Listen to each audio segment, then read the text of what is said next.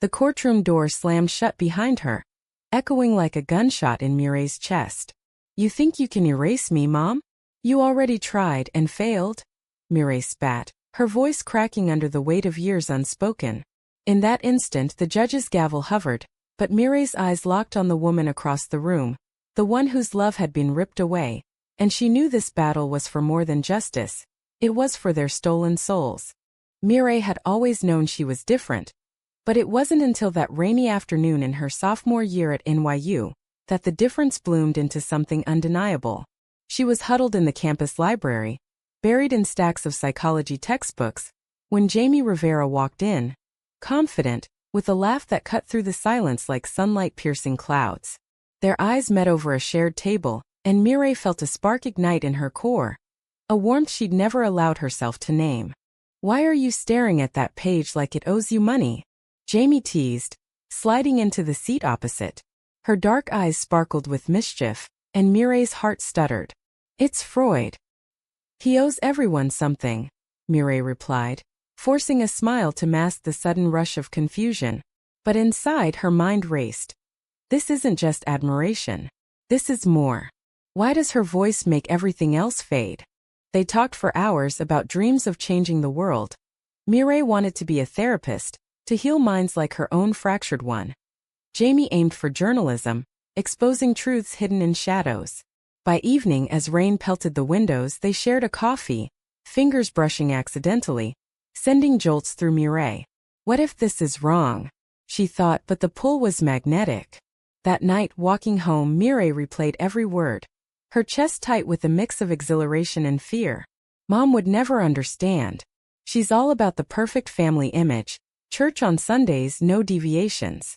Weeks blurred into stolen moments. Late-night study sessions turning into confessions under city lights. Jamie opened up about her Puerto Rican roots, the vibrancy of her family's Bronx apartment contrasting Mireille's sterile suburban upbringing in Connecticut. "My abuelita says love is love no matter the rapper," Jamie said one evening, her hand lingering on Mireille's. The kiss that followed was tentative, then fervent, a dam breaking. Mireille pulled back, breathless. This feels right, but what if it's a sin like Mom preaches? The doubt gnawed at her, yet Jamie's touch silenced it momentarily. Their relationship deepened amid New York's chaos. Central Park picnics, Broadway shows on student budgets. But shadows loomed. Mireille's mother, Evelyn, a devout evangelical with an ironclad grip on family reputation, sensed the shift. Phone calls grew probing. "Who's this Jamie you keep mentioning?" "A boy." Mireille lied, her stomach twisting. "If she knew, she'd shatter me." Jamie noticed the tension. "You don't have to hide us, Mireille. We're real." But Mireille's inner turmoil escalated. "I love her, but loving her means losing everything else. How do I choose?" One weekend, Evelyn surprised Mireille with a visit. They met at a diner near campus, Evelyn's eyes sharp as knives. "You've been distant. Is there something, or someone, pulling you away?" Mireille deflected, but Evelyn pressed. Later that night, alone in her dorm, Mireille whispered to herself, "I can't keep this secret forever, but revealing it might destroy me." The conflict brewed, a storm gathering force. As months passed, their love solidified. Jamie introduced Mireille to her family. Warm embraces, loud laughter, acceptance that made Mireille ache for what she lacked. "Your family now," Jamie's mother said, hugging her tight. Back home for Thanksgiving, Evelyn's suspicions peaked. She found a photo on Mireille's phone, her and Jamie arms entwined. "What is this abomination?" Evelyn hissed, her face contorted in rage. Mireille's heart plummeted. This is it. The end of pretending. The confrontation exploded. "You're confused, Leandra. This is a phase, a sickness. We'll fix it." Evelyn's words sliced deep, echoing years of suppressed sermons. Mireille defended, tears streaming. "It's not a sickness, Mom. I love her." But Evelyn was unyielding, her own fears of societal judgment fueling the fire. "How can my mother see my heart as diseased?" Mireille thought, the betrayal stinging like acid. That night, Jamie held her as she sobbed. "We'll fight this together." But inside, Mireille wrestled. "Loving Jamie means war with my blood. Am I strong enough?" The doubt festered, setting the stage for the horror to come. Evelyn acted swiftly, researching therapies online. Convinced by fringe groups that homosexuality was curable, she arranged for Mireille to attend a conversion camp in rural Pennsylvania, disguised as a youth retreat. Mireille resisted, but Evelyn threatened to cut off tuition, her lifeline. "It's for your own good," she insisted, her voice laced with false compassion. Mireille's mind screamed, "This isn't love, it's control. But what choice do I have?" The day arrived. Jamie begged her not to go. "They'll break you, Mireille." Tears blurred their goodbye kiss. As the car pulled away, Mireille stared out the window, heart-shattering. "I'm losing her. And myself." The camp loomed ahead, a prison masked as salvation. The camp's gates clanged shut behind Mireille, sealing her into a world of sterile white walls and forced smiles. "Welcome to Renewal Pathways," the director intoned, his eyes devoid of warmth. Mireille's stomach churned as she was stripped of her phone, her connection to Jamie severed like a lifeline cut. "What have I done? This place reeks of lies and I'm trapped in them." Days blurred into indoctrination sessions, group therapy circles where teens confessed sins, their voices trembling under scrutiny. Mireille sat rigid, her mind a whirlwind. "They say my love is broken, but it's the only thing that's ever felt whole. How can I unlearn my heart?" Counselors preached scripture twisted to condemn, showing videos of success stories, people claiming to be healed, their eyes hollow. One night, alone in her bunk, Mireille whispered Jamie's name like a prayer. "I miss your laugh, your touch. Is this worth it? Am I betraying us by even being here?" The isolation gnawed, doubts planting roots. A counselor, Miss Harlan, pulled her aside. "Mira Leandra, resist the temptation. God has a plan. A husband, children." Mireille recoiled inwardly. "But my plan is Jamie. Why can't they see that?" As weeks dragged, the pressure intensified. Aversion techniques, pairing images of women with nausea-inducing stories. Mireille feigned compliance, but inside rage simmered. "They're poisoning my mind and Mom sent me here. Her love is conditional poison." Letters from Evelyn arrived, urging perseverance. "I'm praying for your recovery." Each word twisted the knife deeper. Jamie managed a smuggled note through a sympathetic staffer. "Hold on, mi amor. I'm fighting for you out here." Mireille clutched it, tears soaking the paper. "She's my anchor, but this place is dragging me under. What if I break?" The conflict tore at her. Loyalty to family versus self-truth. Midway through, a breakdown hit. In a one-on-one session, Mireille screamed, "I love her. You can't change that." The counselor nodded sympathetically, then recommended intensive prayer. That night, exhausted, Mireille questioned everything. "Maybe they're right. Maybe I'm flawed. No, that's their voice, not mine." But doubt is winning. Release came after 3 months, but Mireille emerged shattered, her spirit fractured. Evelyn greeted her with open arms. "See? You're better now." Mireille nodded numbly, hiding the turmoil. "Better? I'm a shell. Where's the girl who laughed with Jamie?" Back in New York, Jamie waited, hopeful. Their reunion was tentative, hugs laced with hesitation. "They didn't change you, right?" Jamie asked, searching Mireille's eyes. Mireille lied. "Of course not. But inwardly, they planted seeds of shame. Every time I look at you, I feel their judgment." The relationship strained. Mireille pulled away, haunted by camp echoes. "I need time," she told Jamie, her voice breaking. Jamie's hurt was palpable. "Time for what?" "To forget us." Arguments escalated, Mireille's inner demons fueling them. "I love her, but loving her hurts now." Mom won without even trying. Evelyn monitored closely, arranging dates with nice boys from church. Mireille went through motions, each one a betrayal of self. "This isn't me." But resisting means reliving the camp's hell. Jamie confronted her. "You're letting them win, Mireille. Fight back." But Mireille retreated. "I can't. Not yet." The breaking point came during a heated call. "If you can't choose us, then maybe there's no us," Jamie said, voice cracking. Mireille hung up, sobbing. "I've lost her. All because I couldn't stand up to Mom's fear." Years passed in a haze. Mireille graduated, moved to Boston for a job in counseling. Ironic, helping others while her own wounds festered. She dated men sporadically, burying her truth deeper. This is survival, not living. Jamie's ghost haunts me. What if I never heal? Evelyn beamed with pride. See? The treatment worked. But Mireille's resentment grew. It didn't work, it broke me. One day I'll make you see the damage. Occasional news of Jamie, now a rising journalist in DC, stirred old flames. A mutual friend mentioned her dating someone new. Jealousy surged. She moved on. I didn't. This emptiness is my prison. In quiet moments, Mireille journaled her pain. Mom thought she was saving me, but she stole my identity.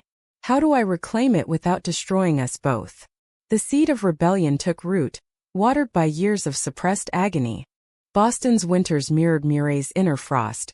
Cold, unrelenting, numbing the edges of her unresolved grief. She threw herself into work at the mental health clinic, counseling teens grappling with identity, each session a mirror to her own buried scars. You deserve to be you, she'd tell them, the words tasting like hypocrisy on her tongue. If only I believed it for myself. Mom's cure lingers like a curse. Nights were the worst. Alone in her apartment, memories of Jamie flooding back unbidden. Her smile, her fire, gone because I was too weak. Mireille dated sporadically, men who fit Evelyn's mold, but each relationship crumbled under her detachment. You're not really here, one said, leaving. Inwardly, she agreed, part of me died in that camp. The part that loved freely. Evelyn visited often, her pride a suffocating blanket. I'm so glad you're settled, dear. No more confusions. Mireille smiled tightly, rage bubbling beneath. Confusions? You mean my truth. Your love came with chains. But confrontation loomed too terrifying. Silence became her shield. A turning point came via a client. A young girl, Sarah, sent to therapy by her parents, echoing Mireille's nightmare. Sarah's tears stirred something deep. They say I'm wrong for liking girls. Mireille's heart cracked. This is the cycle I perpetuate by staying silent. After sessions, Mireille wrestled. Help her, but who helps me? Reopening wounds means facing Mom, and myself. Inspired, Mireille sought therapy herself, unpacking the camp's trauma. It was abuse, not treatment, her therapist said. The validation ignited fire. Abuse. Mom abused me in the name of love. How do I forgive that? Or do I? News of Jamie resurfaced, an investigative piece on conversion therapy bans. Mireille read it voraciously, Jamie's byline stirring ache. She's fighting the system that broke us. I'm still hiding. An impulse led her to message Jamie on social media. Saw your article. Proud of you. The response came swift. Mireille? After all this time. Their reconnection was cautious, emails evolving to calls. Jamie's voice, unchanged, unearthed buried emotions. I never stopped thinking about you. Mireille confessed fragments. The camp. It changed me. Jamie's empathy poured. It didn't change who you are. Just hid it. But Mireille's doubts persisted. Can I trust this? Or will history repeat? As conversations deepened, old sparks reignited. Jamie visited Boston, their meeting electric yet fraught. Over coffee, Jamie asked, why did you let her win? Mireille's eyes welled. Fear. But I'm tired of it. Inside. Loving you again terrifies me, but living without feels worse. Evelyn sensed the shift, her calls probing. Who's this old friend? Mireille deflected, but tension mounted. A family dinner exploded when Evelyn discovered Jamie's photo again. Not this again. I thought we fixed it. Mireille's fury erupted. Fixed? You tortured me. Evelyn recoiled. It was for your soul. The words hung heavy. Her soul versus mine. This betrayal runs deep. Post-argument, Mireille spiraled. Confronting her means war. But silence is surrender. Jamie supported. You don't have to face it alone. Their bond strengthened, kisses tentative, rebuilding trust. This feels like home, but shadows linger. Years of therapy culminated in resolve. Mireille researched lawsuits against conversion therapy, survivors suing facilitators and families. Suing Mom? Feels like patricide, but reclaiming my identity demands it. The decision weighed heavy. She thought she was right, but her actions were wrong. Forgiveness or justice? Jamie encouraged. This is for you and others. Their relationship blossomed anew, deeper with scars. We've both grown, but pain unites us. Mireille's inner monologue intensified. Mom's love was possessive, Jamie's is freeing. Choosing Jamie means choosing me. The lawsuit idea solidified after a documentary on therapy harms. Mireille contacted lawyers, heart pounding. This step is irreversible. Am I ready to drag our family dirt public? Evelyn's reaction upon hearing rumors was denial. You wouldn't. But Mireille stood firm. I have to. The rift widened, Evelyn pleading. Think of the family, Mireille thought. I am my chosen family. As preparations began, emotions surged. Anger, sorrow, hope. This isn't revenge, it's reclamation. But will it heal or destroy? The lawyer's office in Manhattan buzzed with purpose, but Mireille's mind was a tempest of doubt and determination. We have a strong case. Emotional distress, false imprisonment, the attorney said, flipping through documents. Mireille nodded, but inwardly. Suing my own mother. It's surreal, like betraying blood. But her betrayal came first. Jamie squeezed her hand. This is bravery, not betrayal. Preparations unearthed painful memories. Camp records. Therapist notes labeling her deviant. Each page reopened wounds. Mom signed me away like a faulty product. How did love twist into this? Evelyn's defense loomed. Her lawyers portraying it as parental concern. Mireille seethed. Concern? It was control, cloaked in righteousness. Family fractured further. Siblings distanced, Evelyn's calls tearful. How can you do this to me? Mireille's response. How could you do it to me? The guilt nod. She's my mother, flawed but human. Yet her actions scarred me irreparably. Jamie anchored her. Remember why, for your truth. Discovery phase revealed Evelyn's emails to the camp, begging for swift correction. Reading them, Mireille broke. She knew it would hurt, but did it anyway. Sobs racked her. This pain is endless. Was I ever truly loved? Therapy sessions intensified, unpacking layers. Her fear of my queerness stemmed from her own repressed life. Pity mixes with rage. Publicity mounted. Jamie's articles amplified the story, drawing support from LGBTQ groups. Strangers messaged encouragement. You're inspiring. But backlash stung. Hate mail echoing camp rhetoric. Mireille questioned. Is exposure worth the vulnerability? My soul laid bare for judgment. Jamie proposed during a quiet evening. Marry me, Mireille. Let's build what they tried to destroy. The ring sparkled, but Mireille hesitated. Yes, but the trial shadows everything. Can love thrive in chaos? She accepted, tears mingling with joy. Yes. For us. Evelyn's deposition was gut-wrenching. Under oath, she admitted doubts but defended. I thought I was saving her. Mireille watched via video, heart-twisting. Saving me from myself? You nearly killed me. Post-deposition, Evelyn reached out. Can we talk? Off record. Mireille agreed, meeting in a neutral cafe. The conversation was raw. Evelyn wept. I was scared for you, for us. Mireille countered. Your fear hurt me more than any sin. Revelations poured. Evelyn's own youthful crush on a woman suppressed. I didn't want you to suffer like I did. Mireille's empathy surged. She's a victim too of the same system. But that doesn't excuse. Forgiveness flickered but resolve held. I need accountability, Mom. Evelyn nodded brokenly. I understand. Inside, Mireille turmoil. This humanizes her, complicates hate. Justice now feels bittersweet. As trial neared, anxiety peaked. Nightmares of camp revisited, Jamie soothing. We're in this together. Their love deepened, a beacon amid storm. She's my constant. Without her I'd be lost. Media frenzy escalated. Interviews, protests outside court. Mireille's statement. This isn't just my story. It's for every kid forced to hide. Pride swelled but fear lingered. What if we lose? Validation hangs in balance. Evelyn's health faltered under stress. A minor heart scare. Guilt assaulted Mireille. Am I causing this? Jamie reassured. She's reaping what she sowed. But Mireille pondered. Mercy or perseverance? Dropping the suit tempts, but silence betrayed me once. Decision crystallized. Proceed. For the girl I was and the woman I am. The eve of trial, Mireille journaled. Tomorrow I reclaim my narrative. Win or lose, I'm free. The courtroom air thickened with anticipation as the trial commenced, flashes from cameras outside piercing the solemnity. Mireille took the stand first, voice steady despite the quake within. That camp didn't cure me, it crushed me. Detailing the isolation, the indoctrination, tears escaped. Reliving this hurts, but speaking truth heals. The jury's faces softened, empathy evident. Evelyn's testimony followed, her frailty amplified by recent health woes. I loved my daughter, still do.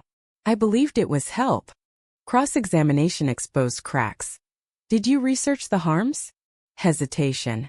Not enough. Mireille watched, pity warring with pain. She regrets, but too late. Her tears don't erase mine. Experts testified, psychologists decrying conversion therapy as torture. It causes lifelong trauma, one stated. Mireille's inner voice affirmed. Validation at last. I'm not broken, the system is. Jamie's support was unwavering, her presence a silent vow. During breaks they stole moments. You're incredible, Jamie whispered. Mireille thought, this love survived hell. It's my greatest triumph. Closing arguments sealed the intensity. Plaintiff's counsel. This was abuse, plain and simple. Defense. A mother's misguided love. Mireille's heart pounded. Misguided? It was destructive. The jury deliberated for days, each hour agony. What if they side with her? My pain dismissed again. Verdict day dawned bright. Ironic sunlight mocking the tension. We find in favor of the plaintiff, the foreman announced. Damages awarded, modest but symbolic. Mireille exhaled, tears flowing. Justice. Finally. Evelyn slumped, defeated yet relieved perhaps. Post-trial media swarmed, but Mireille focused inward. This win is for us all, survivors unseen. Evelyn approached hesitantly. I'm sorry, Leandra. Truly. Mireille embraced her briefly. I forgive you, Mom. But boundaries now. The moment bittersweet. Healing starts here, fractured but possible. Years later, Mireille and Jamie married in a sun-drenched Central Park ceremony, surrounded by chosen family. Evelyn attended tentatively, a step toward mending. Mireille reflected. Love won, not hate.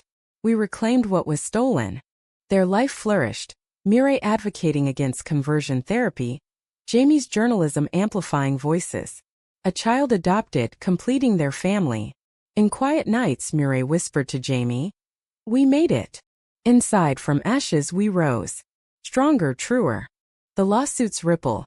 Bands strengthened, lives saved. Mireille's story, once pain, became beacon. Mom's lesson learned late, but learned. Humanity prevails. As seasons turned, Mireille pondered the journey. Betrayal birthed growth. Love, resilient, endures. Their bond, forged in fire, unbreakable. In America's vast tapestry, their tale wove threads of hope. Proof that identity, once reclaimed, shines eternal.